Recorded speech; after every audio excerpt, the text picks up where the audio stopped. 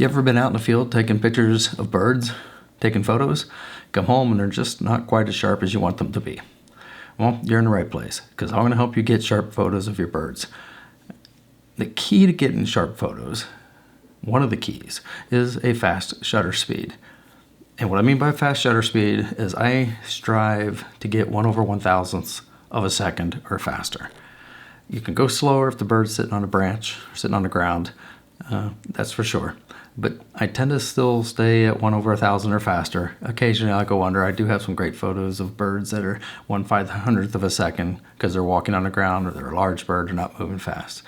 But as a rule of thumb, I try to use 1/1000th of a second for shutter speed. So there are three ways that I use to do that. The first one is shutter priority.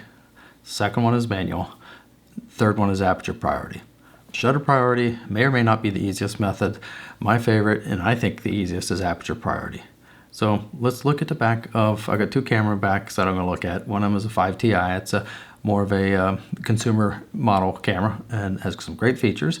And I'll also show you the back of my Canon 5D Mark IV that has a feature that the consumer model does not have. So let's take a look at the back of my 5 Ti. I'm in shutter priority. As I move my shutter, you can see my ISO changing and my aperture changing. It's trying to adjust. And you'll notice my ISO goes all the way up to 6400. And if I keep going up with my shutter speed, there's not enough ISO and aperture, and eventually the number is going to flash telling me I'm underexposed. So we'll dial it back to make it stop flashing.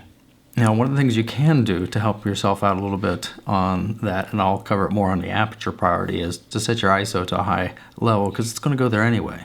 So we'll get to that in a few minutes. But for now, let's look at manual mode, and this will be the back of my Canon R5.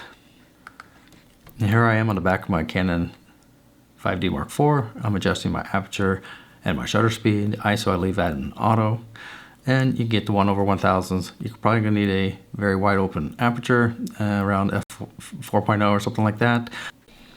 All right, and this last little short of the back of my camera is going to be my 5D Mark IV.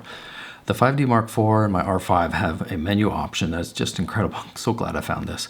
The R5 and 5D Mark IV has a range setting for my aperture and also for ISO and also for shutter speed. So in this case, I use the shutter speed setting. That's one I use the most. It's under the exposure menu on the back of your camera. I use it so often, I added it to my favorites, the start section. So let's take a look at the back of my 5D Mark IV.